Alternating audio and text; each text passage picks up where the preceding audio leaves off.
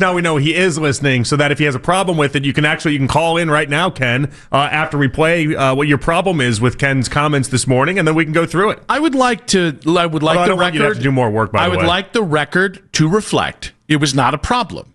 I simply would like to set the record straight. Okay, that's fine. That sounds better. That does sound. It does sound better. Like when I heard them talk about our comments, or certainly Jake's comments, because they went after Jake harder. In fairness, Jake's take was awful. I mean, so now you're going to go after Jake too? Oh man, Tiger really got in the cage there. Go after Jake? If I had a problem with anybody's taking the station the last 24 hours, it was Jake starting yesterday being like, yeah, Shedeur had the better numbers and looked better, but from the Browns standpoint, procedural, right? Well, so what was really funny to me... So I guess facts and logic don't matter. We're just going to go on, I like Dillon Gabriel more, so he did better. We did the thing you just can't do as a host, which is do the everything but those 2 turnovers. It's like, wait, huh? We don't get to just throw those out.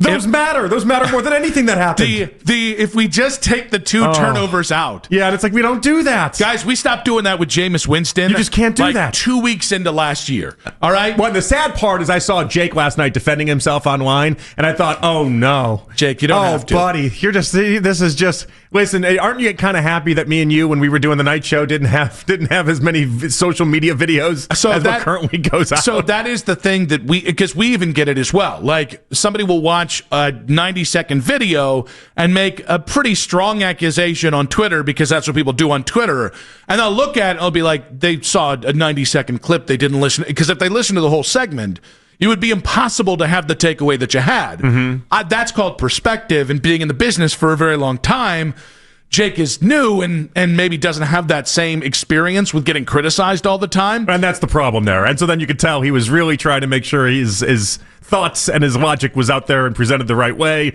But ultimately, he tried to sweep 2 turnovers under the rug, and that's just impossible to do. Yeah, if we just take away my pre-diabetic state, morbid obesity, general ugliness. I got to tell you, I think a lot of women would be very interested in this if we just took those 3 things away. Yeah. If they could just look past those 3 things, which Vanessa has to do every day. Back when I was 20, I would have been cleaning up. I mean, is the true definition of other than that, how was the play, Mrs. Lincoln? And he fell right into it, and it's just not the argument you need to be making. So, we yesterday, I would say we win. I don't think we went after the morning show. I don't think we did that. No, I would say you definitely lumped him into a category of people, though. That's fair. I know that's 100% fair. And my point was, there were a lot of people going over the top with the praise of Dillon Gabriel, and it just felt extra to me. It felt, now I don't want to say disingenuous, because I don't think that of Ken and Anthony. I don't think that of any of the people we talked about yesterday. But it didn't feel in concert with what I saw, which is 2 turnovers, a couple of nice plays, but kind of like a system quarterback kind of thing. Like efficient, but not like, outside of the 3rd and 10 throw, there weren't too many throws that I was like, yes, that. It was a lot of 3rd and 2, 3rd and 3 throws that if you extend it to 3rd and 6, maybe that play goes differently. And as I said yesterday, too, was he the 28th out of 33 best offensive players like PFF had out there? Probably not, in my opinion. No, I didn't think it was that bad. Was it a 35-point differential in passer rating from Shedeur's game to then his game? Well, that's what the passer rating says it was, but no, it looked better than that, but it was fine. It was okay. It was not anything to write home about. So I just noticed that there was an over-the-top reaction. Now, it is also fair to say, you can say the reaction to Shedeur was over the top. I think that was more warranted. And even if I think it was a bit over the top, I think it was more warranted because I really think Shedeur was in a far worse situation and played far better. Now, all this being said, there was a slight, I didn't hear the payoff, there was a slight accusation on our part, or on the morning show's part with us, about revisionist history. So I'm going to play for you right now Ken talking at the open of yesterday's show about Dillon Gabriel and Dillon Gabriel's performance. I thought Dillon Gabriel was pretty good. I don't know what Deontay Johnson and Blake Whiteheart were doing, but I think Dillon Gabriel was pretty good. Didn't like the one handoff. We'll work on that, but I thought he was pretty good. It's making Kevin look better. All right, so pretty good. He's not saying it's like the end-all, be-all. He's not saying, in no point there did he say better than Shedeur, equal to Shedeur, but pretty good. Is that, we said fine yesterday. Is that Is that We came on fine, yeah. We said fine. So How far off is fine and pretty good? I would say pretty good is several notches above fine. I mean, it's not just straight up good. It's not also really good. Like there's definitely levels to this. I think it's in between good and really good, right? I thought the Philadelphia broadcast was speaking as if Dillon Gabriel was Joe Montana, and so like in comparison, pretty good doesn't sound as bad. I'd also like to point out they were watching DTR play. Well, yeah, and boy, did we get the full DTR. Which weekend. Is odd because he was good in preseason when he was here with us. Yeah, I mean they didn't even get the preseason DTR. That's just a broken man. Is all that is. No, what it is it's a broken toy. He doesn't have Kevin Stefanski. That's clearly the difference. That's the takeaway. That's the spin we're going with. That's the takeaway. All right, so pretty Signed, good. Stefanski family's letters here. They started the show pretty good. Well, today in discussing our assessment, here is where the room went on Dillon Gabriel's prediction. We said fair. Is that our official word for it for us? Yeah. Official show stance, fair? All of us in agreement. All variations of all right. Fair. All right. Now, all right's not really pretty good. I'll say fair and pretty good. I don't think those are in the same ballpark. Fair and fine. Oh, those are smack dab right where, I mean, identical, right? Yeah. But if you started it pretty good, and then you maybe the next day you said fair, I think if we're going to throw around the R word, revisionist is the R word in this case. Realized what I was doing there.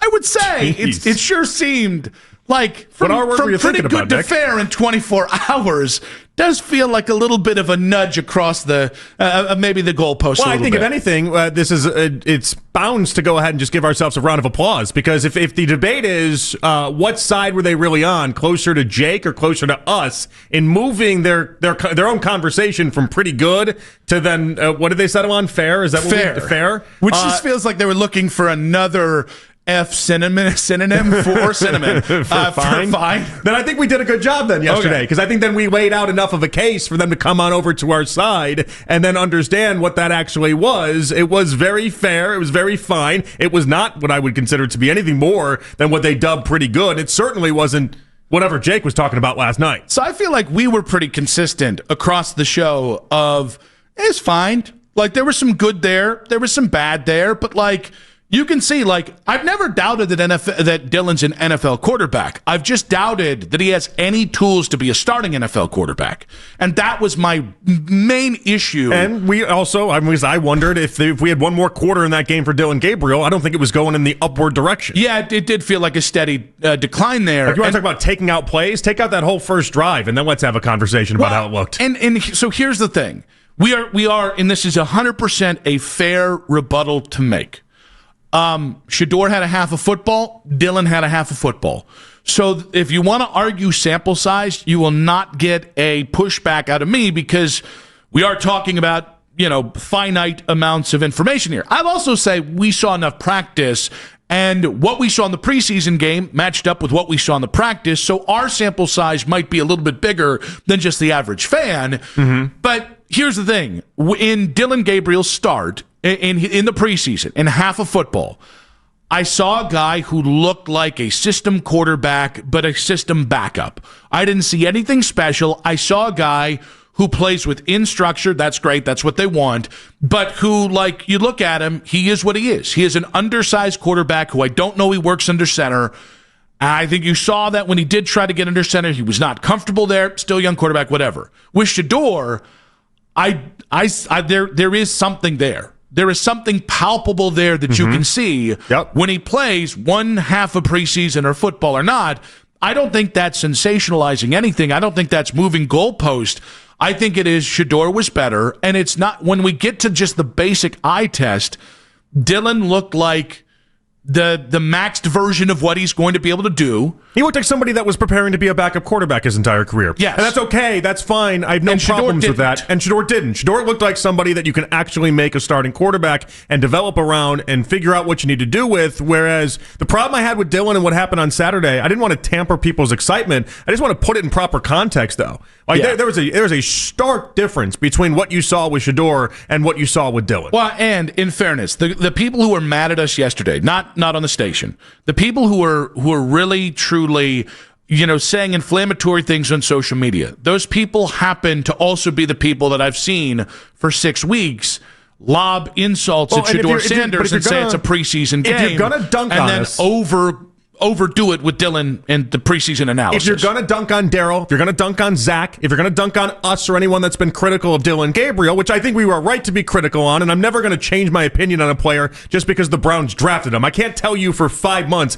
I don't think Dillon Gabriel's an NFL player, then the Browns draft him and be like, oh, you know what? He's awesome. But if you that's not the game you dunk on everyone with. That's not it. That's why I was so mad about Dillon Gabriel's third quarter comments. Yeah. Like, that's not the game that you turn around and say, I'm right, I'm awesome. Like, no, you were fine. That's really where all the vitriol or really any sort of pushback came from my end. There is a part of me that thinks we've all been speaking to the reaction to the two starts as opposed to speaking to anything real. Like, we tried to just base it like, here's what we saw. But there was a part of what I was doing yesterday that was like, guys, who the hell actually believes that game was that good from Dillon Gabriel? Because it sounded like some echoing of the Eagles broadcast where I heard people talk about it. I'm like, am I crazy? Is my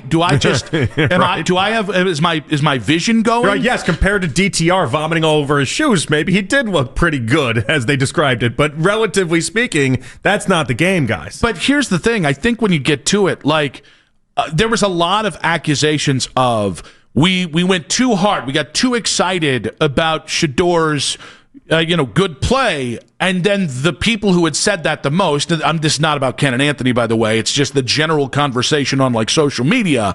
Those people did the same thing with Dillon, which was not warranted. Like, I understand watching Shedeur play, and in fairness, Ken actually did. I should note this. Ken noted that I had said there were no turnover-worthy plays. I just blatantly forgot about the almost interception to middle linebacker. Totally fair rebuttal. But that was one play out of many that I thought Shedeur just looked more composed, more together. There's an energy there when he plays that Dillon just doesn't. Dillon is very composed within it, and then we saw diminishing returns as the thing went on.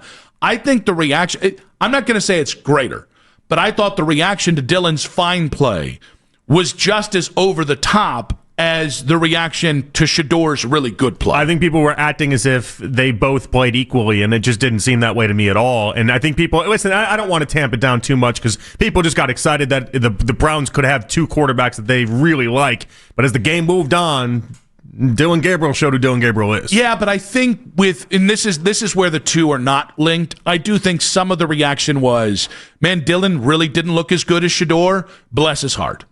There was some of the reaction, almost protective, which I think is good-natured, almost protective of Dillon, of like, well, let's not go too hard in the paint. It's just a half of football, which is, in a way, it's an acknowledgement, man, he really just didn't play as well as the other kid did. Ask Dillon. It seemed like Dillon thought he played the greatest game he's ever played in his life.